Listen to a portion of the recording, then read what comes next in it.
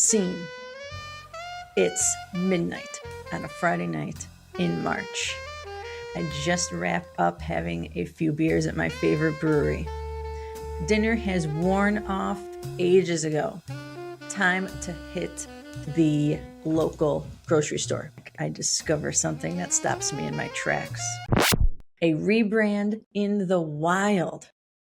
It's very rare to see a rebrand in the wild along with its ancestors still living together in their environment.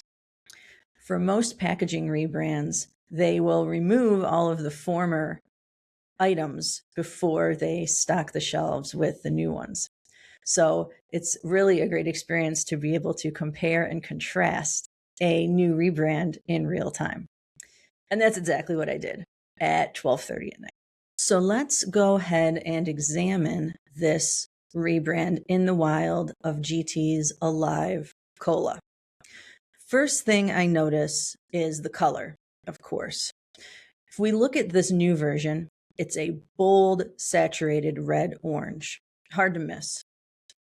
As compared to the previous color, which is like this beige sort of papyrus feel, especially with the torn looking edges on the top and bottom. You can see when you're comparing it to its ancestors as well as to the other items in the cooler, how much it stands out in comparison. This reddish orange color is a color that's humans are very naturally drawn to and that our eyes see very vividly. This color choice was an obvious effort to stand out more against all of the other offerings in this ever-growing market of healthy carbonated beverages, kombuchas, fermentation, things like that. The second thing I notice about it is the removal of the mushrooms. Why no more mushrooms? I really enjoyed those lithographic style mushrooms. They felt like a treasure map, a mushroom treasure map. Now we have this yin and yang sort of very sleek symbol on the front. Interesting choice of removing a core component of the packaging that really gave it a feel, kind of this ancient-y feel.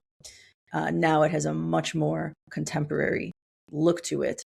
I don't know whether that's good or bad. I don't think it stands out as much, but I certainly think if they're going for more of like a mid-market sort of everyman feel, this one feels more appealing and less sort of granola hippie.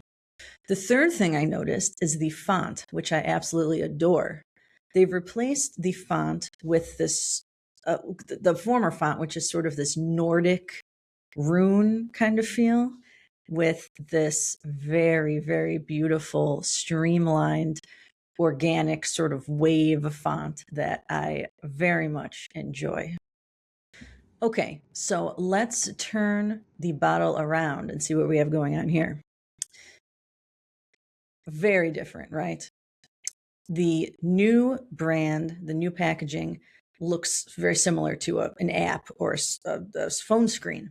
It's got those rounded edges. It has a UX kind of feel to it, almost like you could tap those icons talking about how many different types of mushrooms or how many grams of those mushrooms are in there.